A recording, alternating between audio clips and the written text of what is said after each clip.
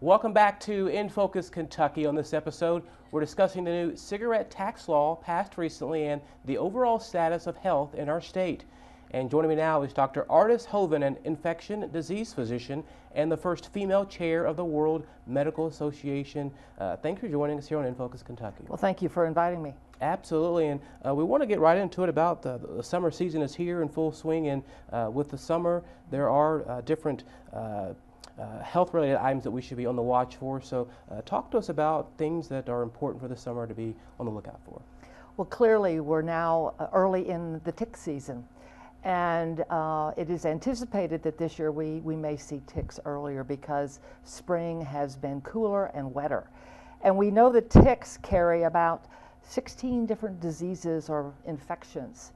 Here in Kentucky, we worry about things like Lyme disease, Rocky Mountain spotted fever, ehrlichiosis, tularemia, just to name a few. So we need to be prepared to prevent tick bites. So this is a very important topic. And obviously, too, with the summer season, the temperature rises and it gets to some very record near temperatures. So how can people stay cool, and what are some tips to battling the summer heat? Well, that's a great question, and I think clearly you start with hydration.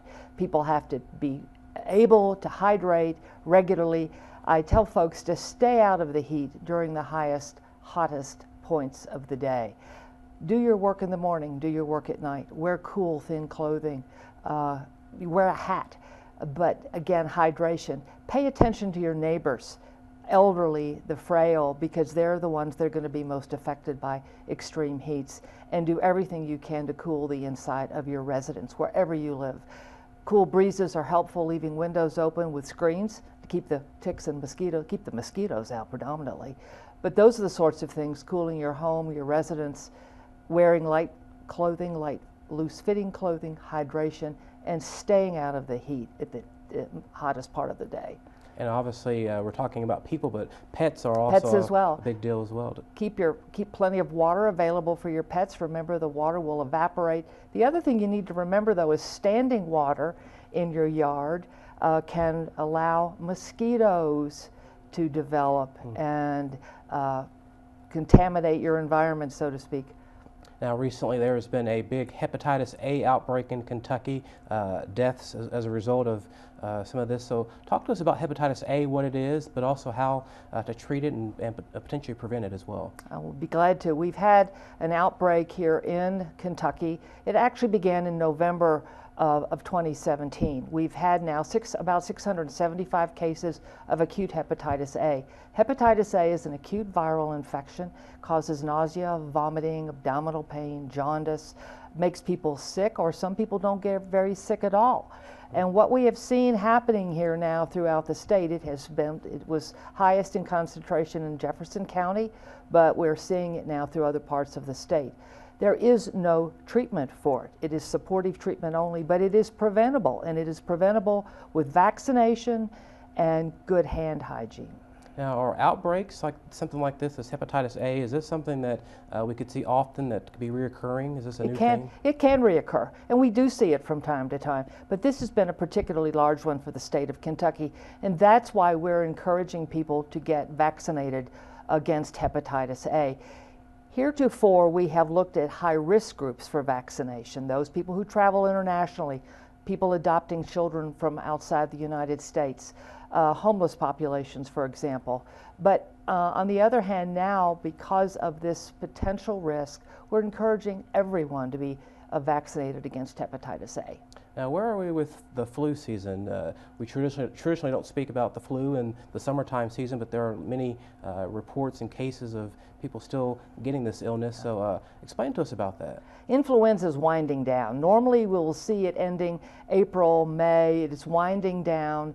Yes, we're still seeing some sporadic cases. Now, what they think may be happening is we're seeing more of the influenza B at this time of year as opposed to A. We see both of them during the peak of the season, but that may be what's going on now. The point of this is, as well, you need to be vaccinated. Influenza can be prevented or its illness somewhat minimized by having a vaccination. I'm into prevention. prevention is key for sure. Yes. And talk to us as well about the romaine lettuce and E. coli. It's been an issue that has been popping up across the points of the country, but what's happening with that issue there? Well, actually, what has happened with the romaine lettuce has been something that has occurred in the past as well. We had an outbreak of E. coli 157, which is the pathogen, the organism, the germ, if you will, that is causing this problem. We see this has occurred now in about 35 states.